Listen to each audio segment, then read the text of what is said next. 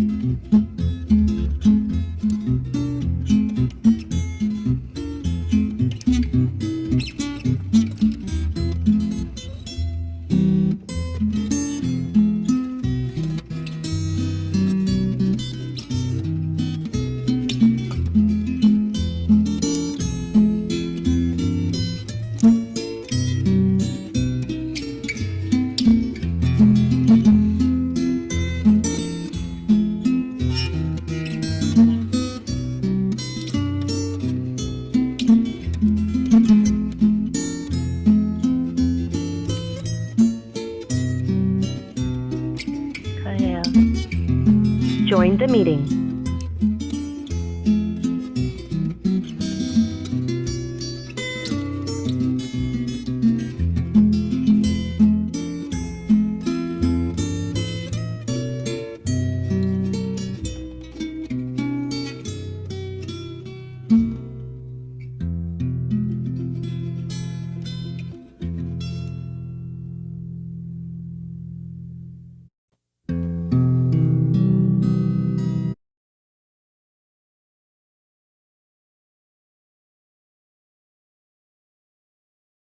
Ukavai mapuna kapu kaha ha ola akapu anoa e na kupu kupu o na kupuna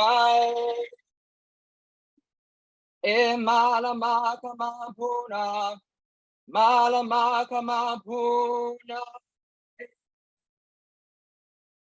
I ola la pai I maule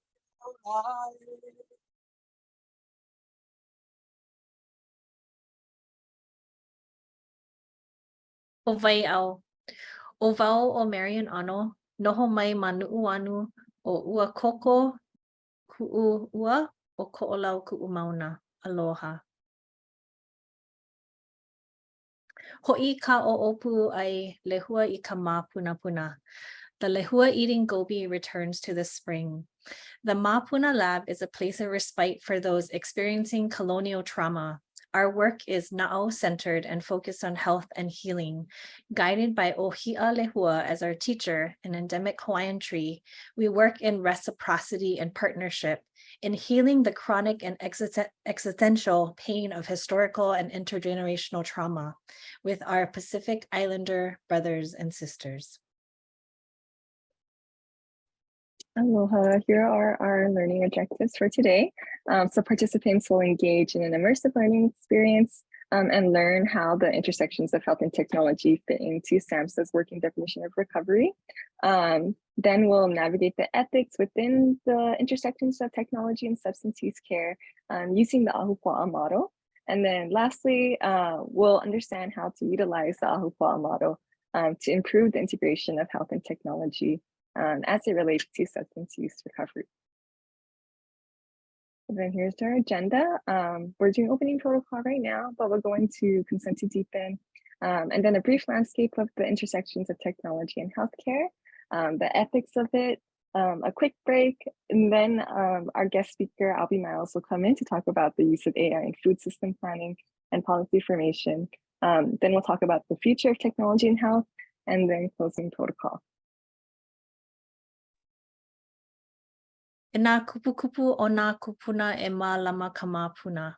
Before we jump into the rest of the presentation, we would like to take a moment to get your consent to deepen. If you feel the need to leave the webinar at this time, please feel free to do so. Otherwise, we welcome your consent to deepen at this time. Mahalo.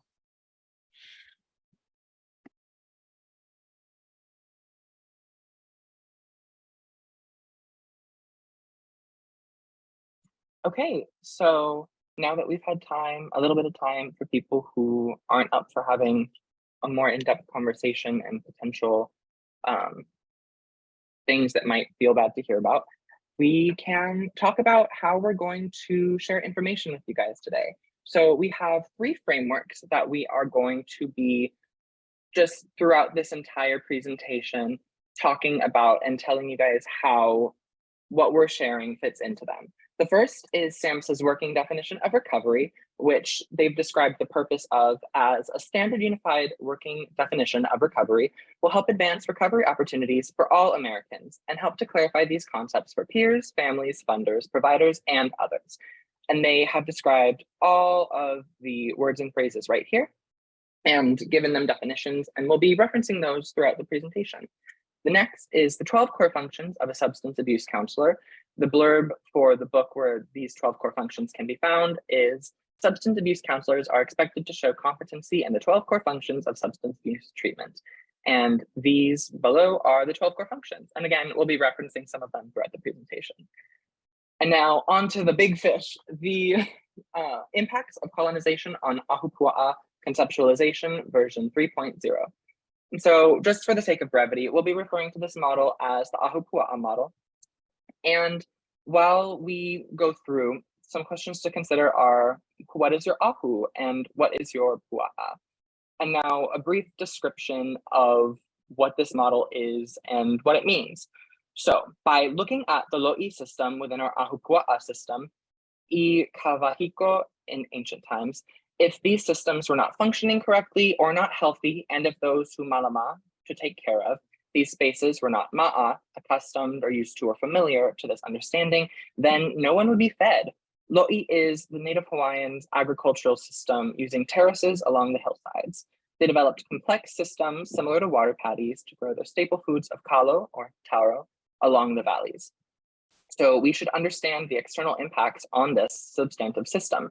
And as you can see up here, the rain is representing these external impacts. And some of them are risk factors, such as stress, childhood trauma, discrimination, and racial trauma.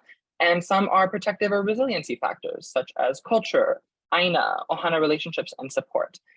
And these risk factors can soak into the environment and in the aina and cause huhu, maka'ao, hewa, and hila, which I wouldn't say nurture. They do the opposite of nurture, really, the lo'i. And as they grow up, we can see the effects of these risk factors exhibited in behavior such as child abuse, violence, addiction, mental illness, and even suicide.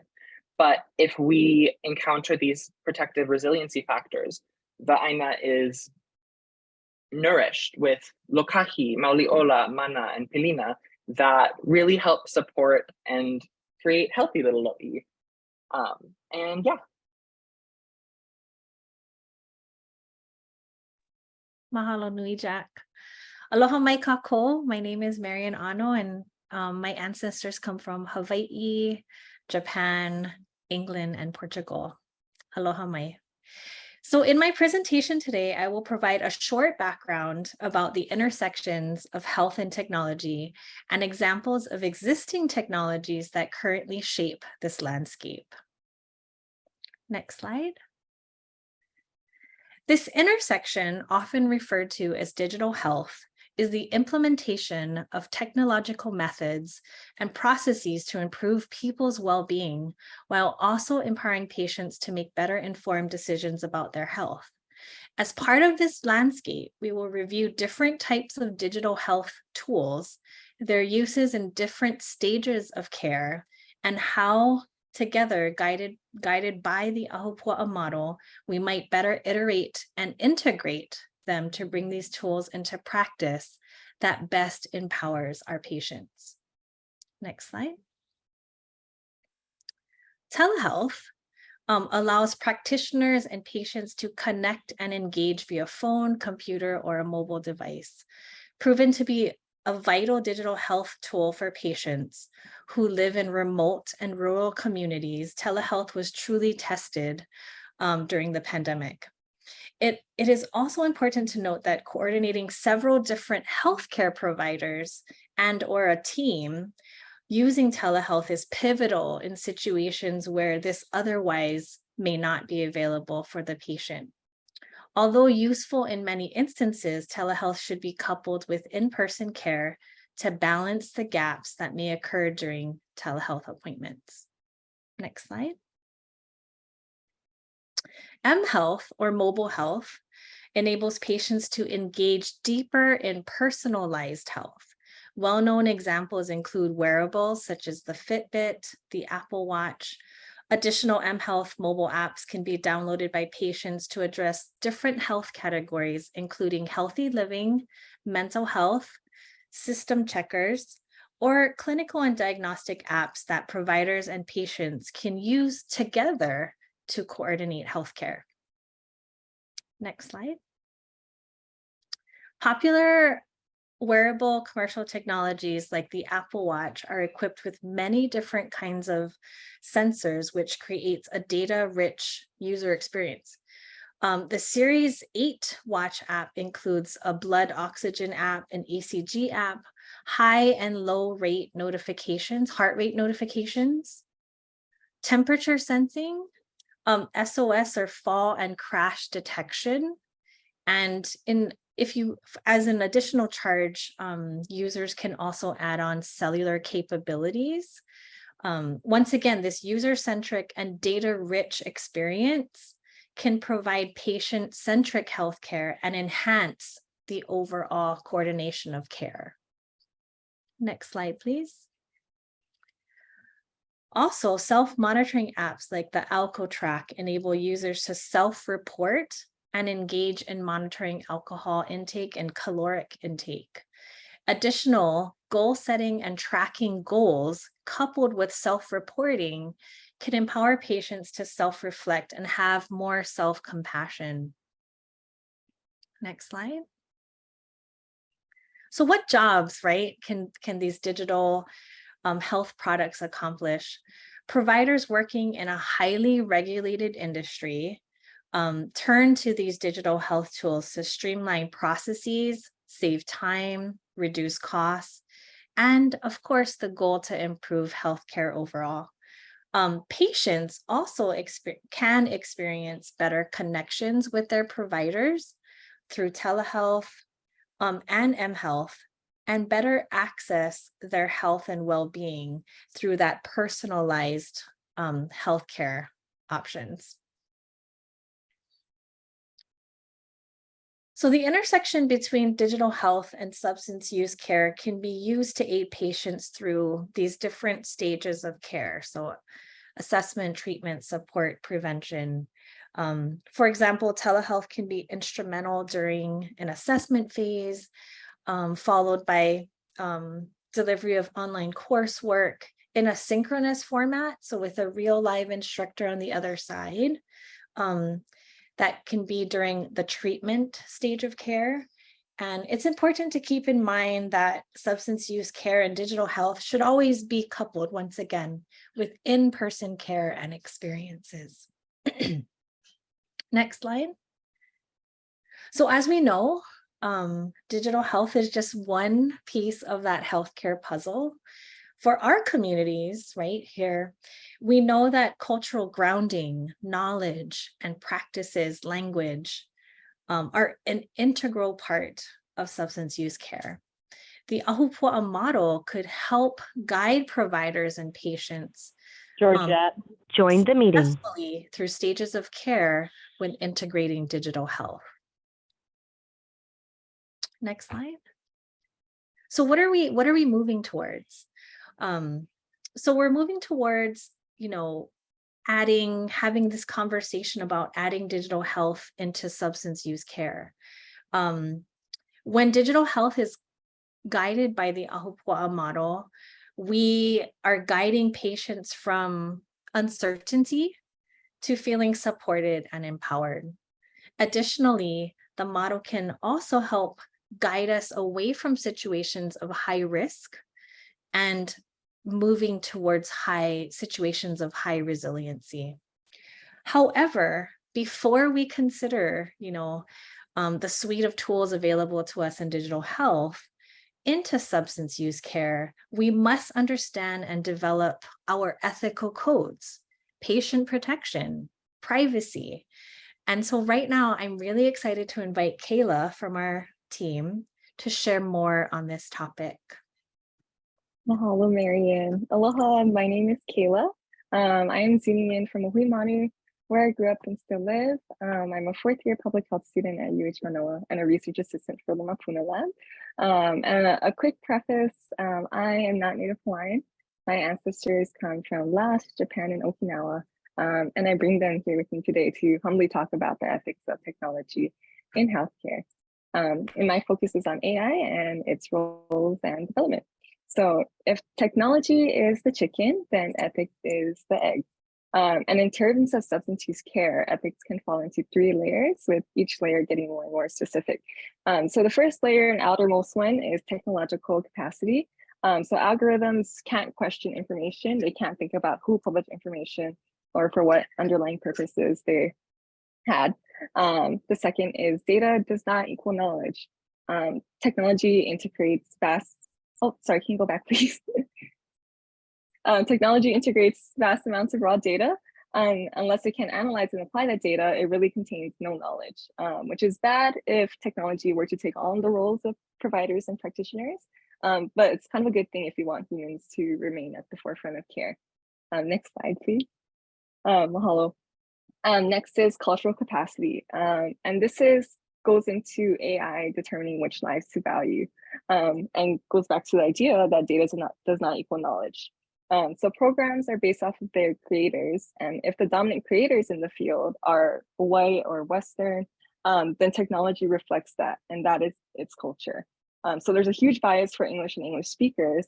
And if we consider indigenous languages as intricate reflections of the people who speak them, their worldview, and their history, then English biases only advantage English speakers and disadvantage minorities.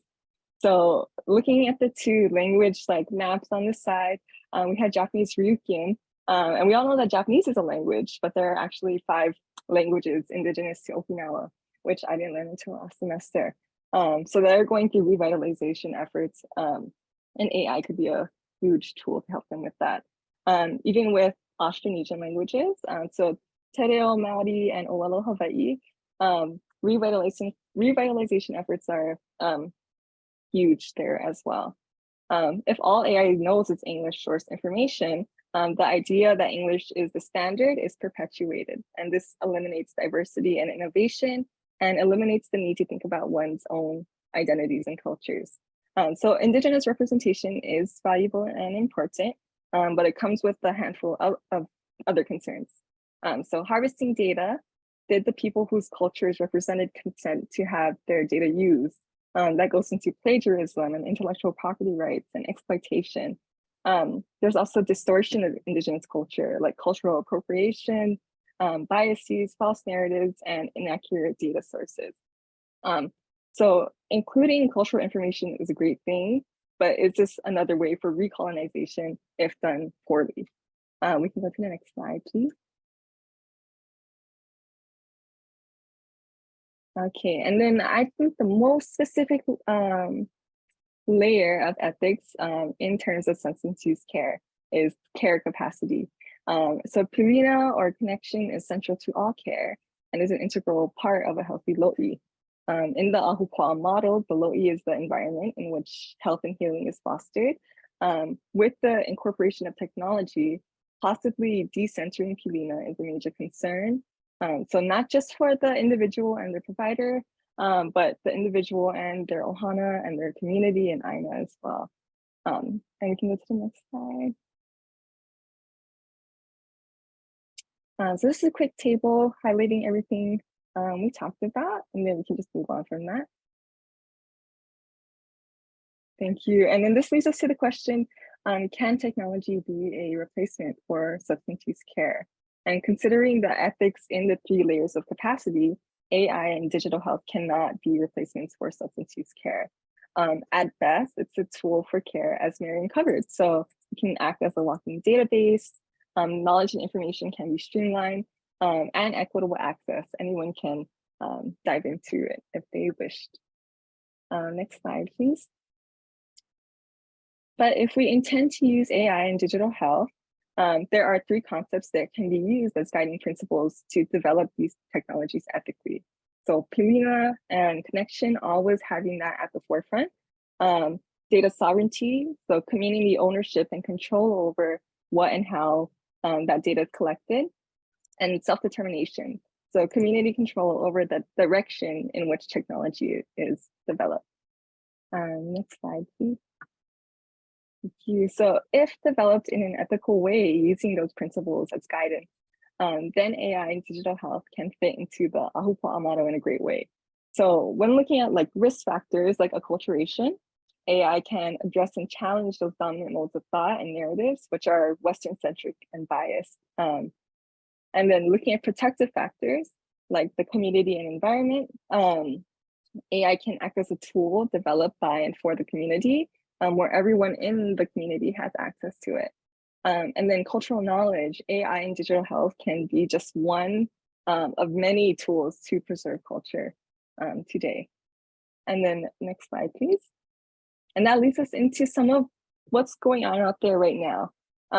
So in the news recently was the New Frontiers in Research Fund, which is funding this project called Abundant Intelligences Expanding AI Through Indigenous Knowledge Systems. So it's a $17 million grant to a group of researchers and indigenous practitioners around the world. The Hawaii based location, our share is about $637,000. And there's a lot of great stuff going on. They're based at UH Wasawahu at the CreateX Digital Emerging Lab. And in 2019, they came out with this Indigenous Protocol and AI work group and a position paper that highlights the long history of Kanaka innovation and where AI lies in that. So there, developers learned from and alongside Indigenous knowledge keepers to bring novel perspectives to transforming AI. Next slide, please. Now we have Te Reo Maori speech recognition. So this is from a super cool video that I came across, and the link is at the bottom.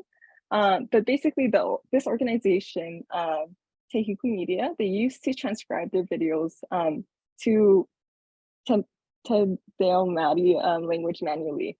But then they found out how to develop a way to transcribe more efficiently and with all the appropriate diacriticals and context. So how they did this was they created a database of recordings and transcriptions. They asked the community for the recordings and transcriptions. This developed the accuracy of the tool. And they also kept all the information contained away from major tech companies like Google, who they declined an offer from. Yeah, I highly recommend checking this video out. Next slide, please. Next, we have Intelligent Voices of Wisdom. So this is a tech startup on the continent founded to preserve culture through AI and counter biases against marginalized cultures. So they have a Native American team, and they use information widely available or information that the team has permission to use from their own tribes, bands, and nations. And they're developing tools to create like cultural engines, like the indigenous knowledge graph, which is on the right. And it's focused on storytelling about indigenous recipes and culinary practices. So recipes are tied to stories, such as the story of the three sisters, as well as sustainability practices like the preservation of water. The recipes are also broken into like components, so title, ingredients, instructions, and related stories, and tagged with information like the tribe of origin, contemporary or historical status, or roots in folklore. Next slide, please. And how do we ensure that technology does no harm? There is no right way to do this. There's no uniform perspective, and there's a huge variety in Indigenous thought. So each Indigenous community will have its own particular approach. But the only, I guess, way that works for everyone is by the people and for the people. And if we wanted to, I guess, integrate this into communities and substance use care, 3 things to keep in mind, as we covered, would just be Pilina, data sovereignty, and self-determination. And in continuing discussion about ethics, Dr. Albie Miles will speak about technology and policy after this break. Mahalo. Thank you so much, Kayla. Okay, everyone, so we are going to have a short break. Feel free to go to the bathroom, grab water, eat, whatever you guys would like to do. In the meantime, we have some music we're going to play, and we have a word search for everyone to participate in. At the top of your screen, you should see a little bar that says, "You are viewing my screen." And up there somewhere, there will be an annotate function where you guys can basically start annotating the screen and finding the words that are written in the word bank over here. So yeah, feel free to go ahead.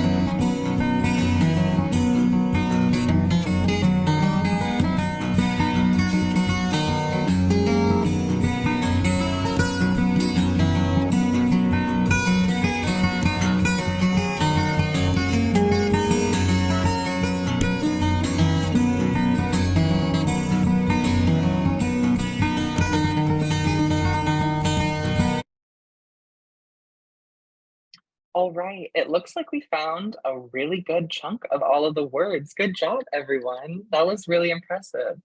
I'm going to move to the answer key now. So, there we go. So these will also be in the slide deck that we're going to be sending out after this meeting.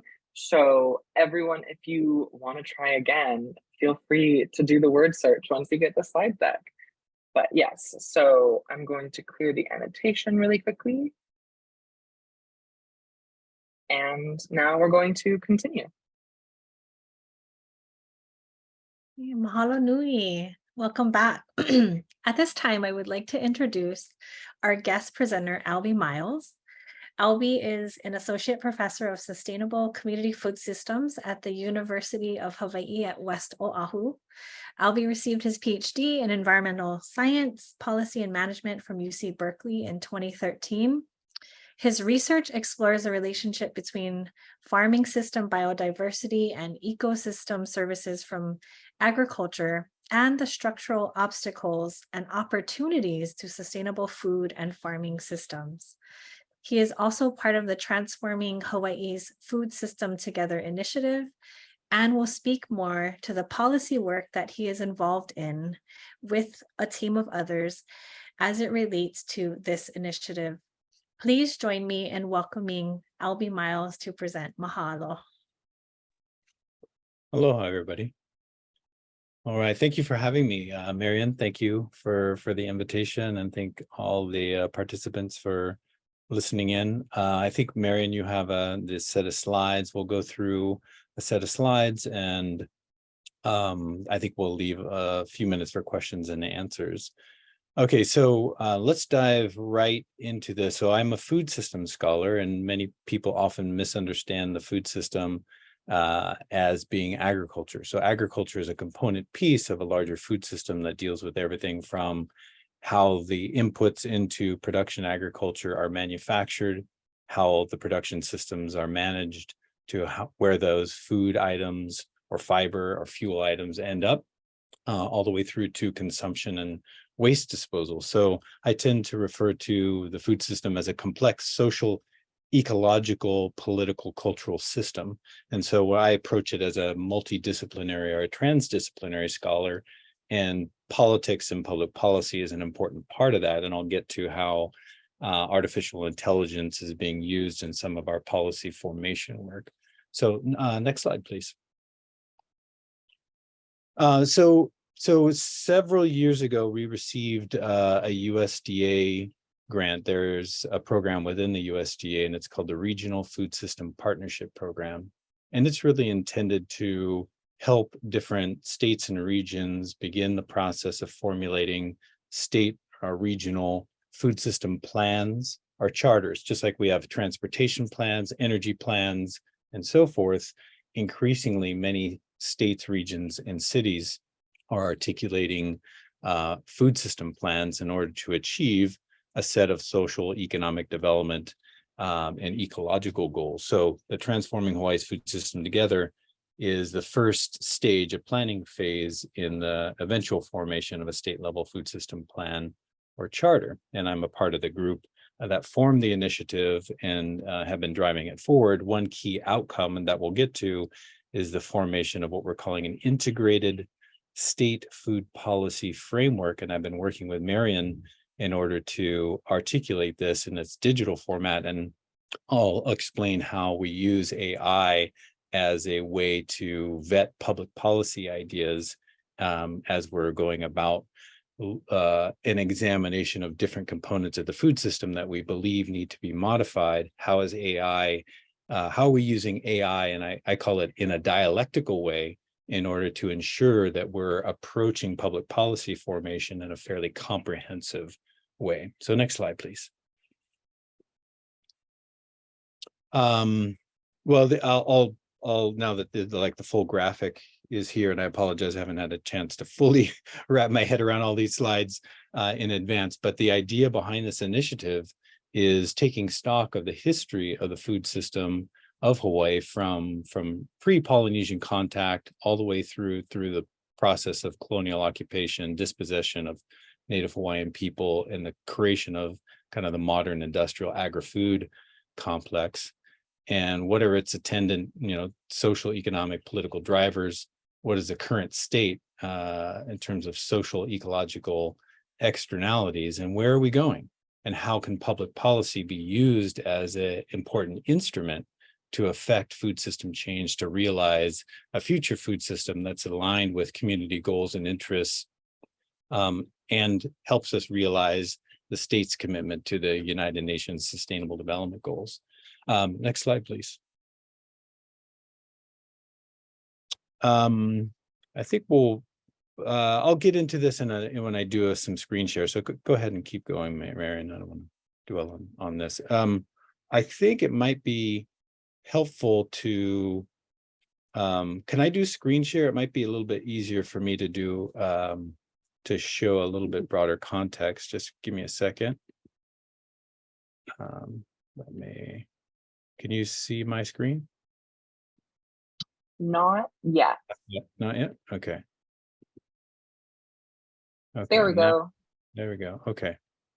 Very good. So I'm going to just take us right to the site that Marion was showing us in order to. So what we're doing is, I'll just provide some additional background here, is in the context of the established science on climate destabilization, increasingly scholars, city regional planners are beginning to use this term food system resilience. That is, how can we construct a food system in terms of emergency planning, coordination, and also the physical infrastructure of a given city, state, or region, to make sure that in the context of anticipated future shocks to that system, that we can sustain food security despite interruptions to the system. And the language that's used is food system resilience. And so there's this growing academic and international literature around this idea of food system resilience. And recently, I've actually did an entire special edition of a scientific journal on food system resilience.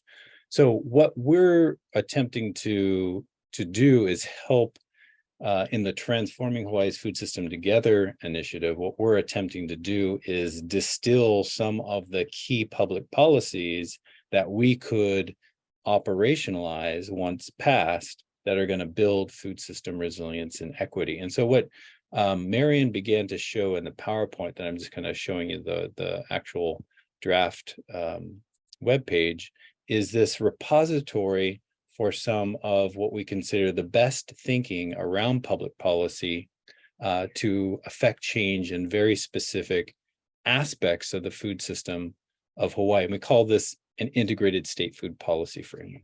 So how are we going to solve for multiple challenges in the food system of Hawaii through time that are aligned with the realization of the UN SDGs? And I'm just going to continue with this example focusing on climate change adaptation and mitigation, but there's a range of different issues that we're concerned about that we need to create new public policies in order to realize a set of these goals. So we'll share this website at a later date, but in this document we have what we're calling 7 major themes, and you can see some of them here, and then what we call food system planning elements. So we're breaking down key components of the food system of Hawaii, and we're beginning to formulate public policies that can affect change on food safety, food security, social equity, that if successfully implemented, we can realize a new set of outcomes. And so I believe where we are at in this initiative, for example, and this is what Marion showed you, is we were organizing this, and this one is on food system resilience, disaster preparedness, right, and response. And so we're breaking this down because many people within our state legislature or city county don't have a technical understanding of this. These are entire research specializations of many scholars now. So what we're trying to do is make some of this literature, the ideas around how resilient is the food system of Hawaii, more accessible to the average reader and state legislators in particular, And we've created this website that provides, and I'll just kind of go through this quickly and then get to the AI component. What are some key terms and definitions that our leadership needs to understand if we're going to have a meaningful conversation about food system resilience and equity, right? So we've organized it so there's some kind of punchy definitions, kind of a summary of our current status. What is the current state of food system resilience in Hawaii? Just exiting, the impacts of COVID-19, right? What are some of the root causes of a lack of resilience in the food system of Hawaii? Our high levels of import dependence, the vulnerabilities of the Port of Honolulu, et cetera. And then what we're calling an integrated policy approach to solutions for building food system resilience. Okay, and so this is where we're going to start getting into the AI conversation. So there's, for each major food system element, there's a set of public policies. And so this set of public policies is driven by people who have expertise in our community, okay? And so it's very Hawaii-centered. It draws upon the scientific literature, but it's very Hawaii-centered because we have a unique food and agricultural system. Okay, let me pause here and make sure I'm not losing anybody. Marion, are we good? Yes, thank Okay. you. Okay, I just wanted to pause because I know I'm going through a fair amount of material pretty quickly. Now what I'm going to do is if that basic context is clear enough, right? Our job is food system planning. Within food system planning is putting forward the best scientifically based public policies. And these public policies are being cataloged in this thing that we're calling an integrated state food policy framework that looks not just at food system resilience, but it looks at biocultural restoration, local economic development, sustainable agriculture, social equity and inclusion, et cetera, et cetera. For each of those different food system planning elements, we want the best public policies. And so we've asked people with expertise at the University of Hawaii at Manoa and other campuses to help us think through what would be the priority public policies that we would want to get in front of the state legislature. Okay, so now this is where the AI component comes in, because these are very grounded in the Hawaii context, and we want to make sure that we are taking stock of the available thinking and literature on this topic. So unless there's any questions about what I've covered so far, I want to show you how I'm beginning to use AI to inform the public policy ideation process. Okay, are we good? Okay, so what I've recently done, and this is just kind of at the experimental level, is I started to use ChatGPT, and here I'm just pasting in a question, right? And that is generate a list of 10 public policy recommendations around food system resilience and equity. Okay, so then we go ahead and allow it to do its thing, and it's going to spit out a series of policy ideas, scraping obviously from the web and available literature. And I tend to think of these as just helping us make sure that our policy recommendations that are being generated here are in alignment to a certain extent with what is some of the available literature. And so I tend to think of what ChatGPT is generating as kind of some guidelines, some principles. And so I'm taking our local policy recommendations that are informed by technical expertise held by people with doctoral degrees and research institutions. And then I use ChatGPT to say, help us understand, is there something that we're missing? Is there some aspect of food system resilience that's being scraped by ChatGPT that we're not taking into consideration? And so I tend to think of these as generating a set of principles that I want to now be in dialogue with, and I will vet them as somebody who's studied food system resilience. And if there's something missing from what our grassroots community has articulated, I'll begin to take those ideas, look at the scientific literature to make sure that the idea generated by ChatGPT is supported by the scientific evidence, and if so, then I will pull that into a policy dialogue to determine from the local perspective, people with expertise, do we also want to prioritize this idea in addition to those we generated independently? Is that making sense? So our ultimate objective, going back to, again, I'm just using this as throwing it out there. What is ChatGPT generating? I'm not just copying and pasting that stuff and throwing it into our suite of policy recommendations. It now needs to be further vetted by people who've been studying this issue. And if it makes sense in terms of the response from the technical community, and it makes sense in terms of reviewing the literature to see that those principles are represented in other scientific literature, such as this or some other peer-reviewed article, then I would feel more comfortable potentially integrating that as a public policy recommendation. Okay, so I see this as a dialectical relationship I'm having personally with ChatGPT and grounding it through dialogue with local expertise. So I'll pause there, and then there's one other element where I see this work going. So if do I have another minute or so? Yes, Yeah. absolutely.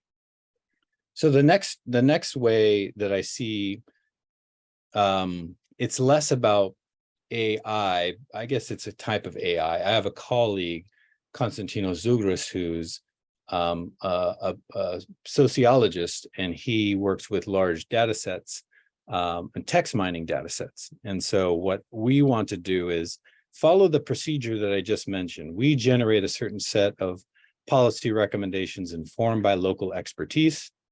We're kind of vetting that and in dialogue with the ChatGPT technology, right? And bringing some of those ideas to make sure that our policy approach is fairly comprehensive.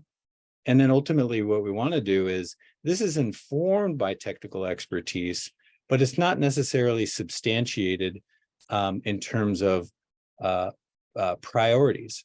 What do we know will have the greatest impact on food system resilience? And so what we'll do is do some social science text mining research, looking at the peer-reviewed literature to determine what does the scientific literature say in terms of the highest impact public policies that are known to affect food system resilience, right? And so that's the body of work that remains to be done. But I want to kind of triangulate those things, the ChatGPT, local expertise, and text mining to inform a process of putting forward priority public policies that will have the greatest impact on food system resilience in Hawaii, or household food insecurity in Hawaii. So it's a way of kind of more scientifically generating public policy and these other ways that we can affect change structurally in Hawaii that involve public-private partnerships and private sector investment.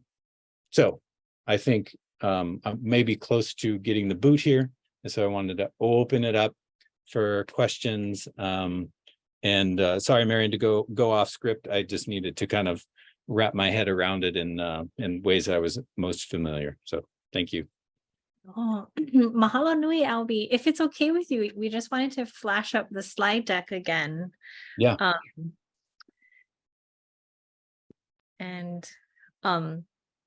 If I could just share a little bit, we want to mahalo you again and for sharing your case study about policy formation. So we're talking about policy formation and how your AI and applied research methodologies could be applied towards, right, this formation for digital health, right, this policy formation around digital health. So I think, thank you so much for sharing this possible, methodology that could be applied, right, across all disciplines, could be practiced across many different disciplines. That's right. That's right. Because I feel that, as I've gotten more involved in public policy work, it's that, often it's well-informed people and well-intentioned people who have a policy idea, and it may be well vetted but it's not necessarily vetted through multiple avenues like I just described. ChatGPT, local dialogue from a range of experts who have an informed opinion about public policy, and then actually scientifically deriving the public policies that have been substantiated to have the greatest impact on that particular issue, whether it's a public health issue or it's a food system resilience issue. Well, once again, we want to mahalo you. We want to invite you to stay on. I think we're going to have a Q&A later, but if you'd like to stay on, we want to just mahalo you, Albie, and we're going to move forward to our closing section. But mahalo nui for sharing your methodologies with us. No, and you're your very well. Yeah, very good. Thank you. Awesome. Before we close, we're going to talk briefly about the future of technology in health. Hello, everyone. My name is Jack Driggers. I am a third-year student at the University of Hawaii at Manoa. I am studying economics, and I am currently calling in from California, specifically Davis, which is where I was raised. And my ancestors are a little bit of Irish and a little bit of Italian, and I don't really know the rest. So yeah, what might the future of health systems and technology look like? Unfortunately, I am not a prognosticician. I can't tell the future as much as I wish that I could.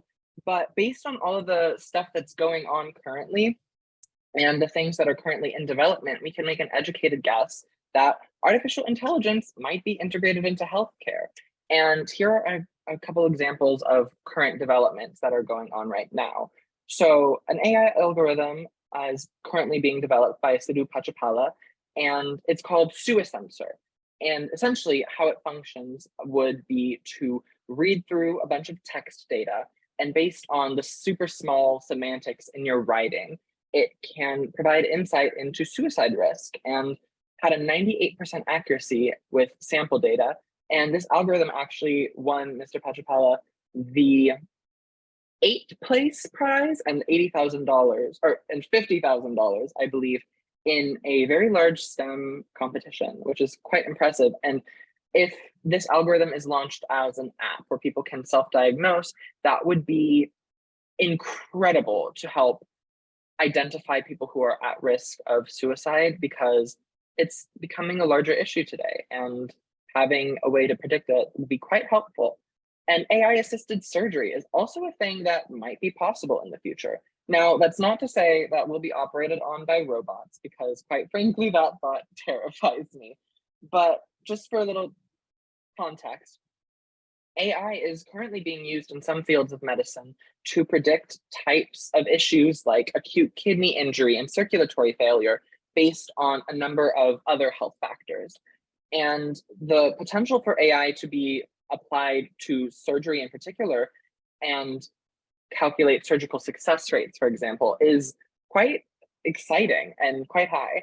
And so AI has also been used to essentially during surgery, based on a screen of what's going on, based on like photos or video footage, it's able to, or it will be able to ideally, like create a list of things that are happening, what needs to happen, that sort of thing, and essentially just optimize workflow during surgery, which can be incredibly important because, as we all know, being a surgeon is kind of a stressful job. You're cutting into people, their lives are often in your hands. And there have been numerous studies that show that high levels of stress can impact decision-making skills and abilities. So if we're able to help take the stress off of the surgeon's hands or alleviate a little bit of stress, it might really help improve the flow of surgery. And so we've spoken a lot about artificial intelligence, and now we're just going to give like a quick definition of what it is. To begin, it's not the Terminator. It's nothing like having a human brain inside of a computer. I know as a kid, I watched a lot of science fiction movies, and so I kind of had that preconception of it before I started researching it. But it's nothing like that. Oxford Language defines it as the theory and development of computer systems able to perform tasks that normally require human intelligence, such as visual perception, speech recognition, decision-making, and translation between languages. Now, normally AI can't really do all of those things. Most AI that is in development and available is sort of like a one-track minded system. So for example, like chess bots, if you're playing chess online at like chess.com or wherever, but you're not playing with a real person, you're likely playing with a chess bot who's really good at chess because that's basically all it's done.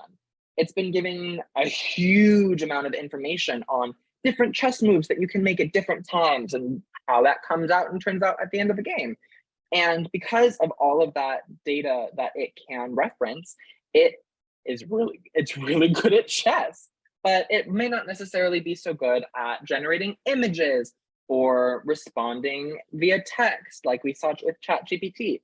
So lots of AI is very one-track minded and doesn't really have the ability to stray into different fields without the requisite sample data. And so how can artificial intelligence be integrated into our health management? We've seen that it could be integrated into public policy, but of course, public policy and health management are different things.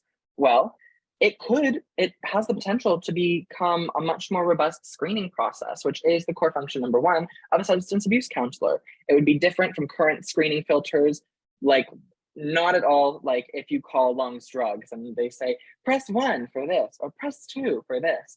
But as we saw earlier with Albie, ChatGPT responds and it talks like a human. And so if something like that could be integrated into the screening process, taking keywords and pushing people where they need to be and helping filter them through that, of course, with human oversight, it could really help take away some of the stress on the human system in that process.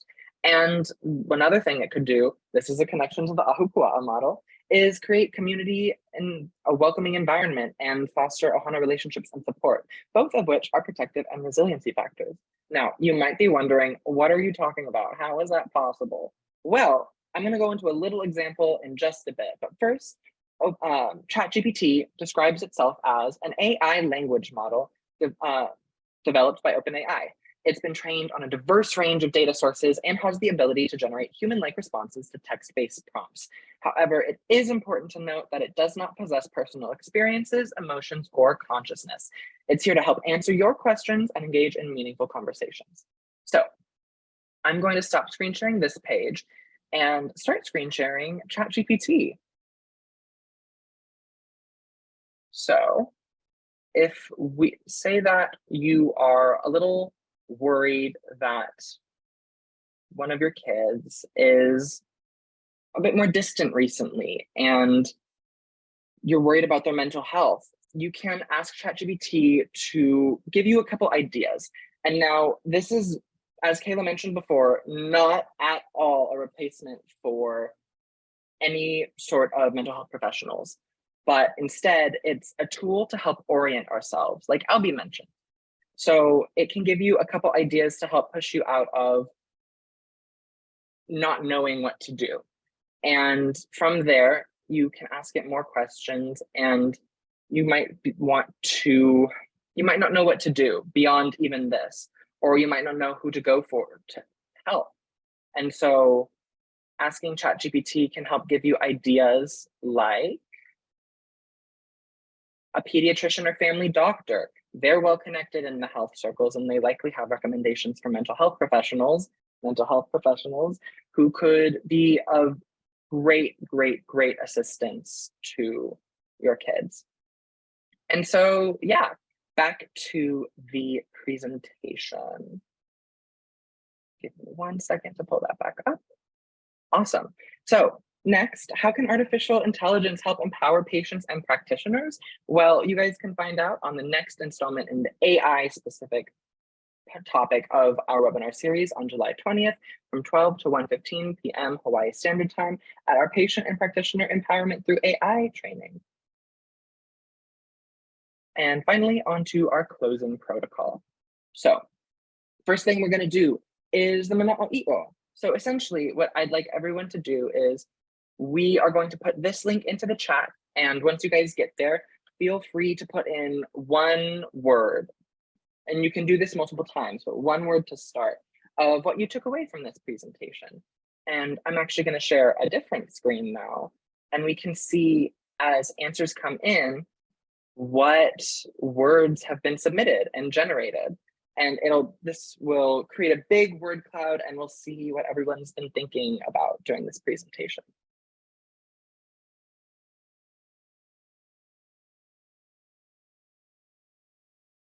Ike, future. Oh, also, as more words are submitted multiple times, they'll get bigger in relation to words that have been submitted less times. So I see a few coming in, future resilience, Ike. Wonderful. Thank you guys so much for participating in this.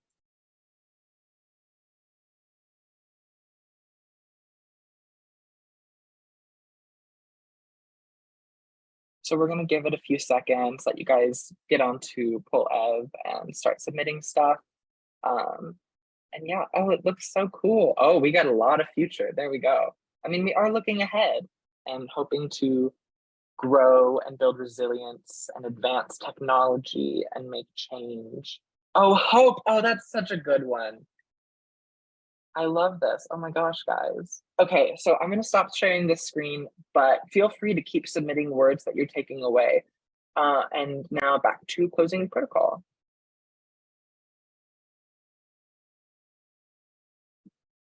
So I can share a little bit on our database. Our database is available on our website at that link.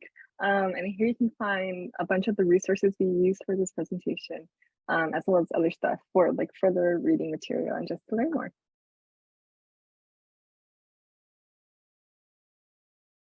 These are all of the resources. Oh, yeah, these are all of the linked resources we've used in the slides. And if you guys really enjoyed this webinar, we have a bunch more coming, but also we have past trainings that we've done online that are available via Hawaii Train and YouTube. So once we send this out as a toolkit, you guys will be able to go to the links on the slides and check it out. We also would love your feedback. So we're going to post an evaluation message, or rather link, into the chat. If you guys are here for continuing education units, it is essential that you guys do this, or else we won't be able to give you those credits. And if you aren't looking for continuing education units and you just want to share with us how you think we did, by all means, please feel free. We'd love to get feedback. This link will also be emailed out to everyone in the post-webinar toolkit email. And next up, our next training in this series is going to be on July 6th, next week, from 9 a.m. to 10 a.m. Hawaii Standard Time. And it'll be about creating culturally safe spaces for behavioral health programming, hosted by Sammy, and it's going to be so good. Sammy, if you'd like to just give a little blurb, you have the stage. If not, no worries, and we can move on. Thanks, Jack. Yeah, so we're just going to be talking about some strategies for creating culturally safe spaces and give an example from how the Mapuna Lab sets up a virtual space that we hope is culturally safe and has felt that way. So I hope to see you guys there. Awesome. You guys should totally go. It's going to be incredible. And yeah.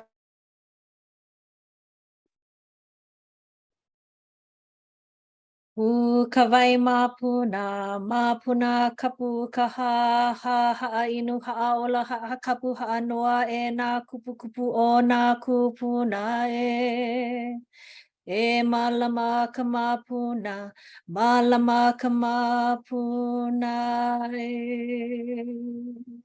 I ola loa I mauli ola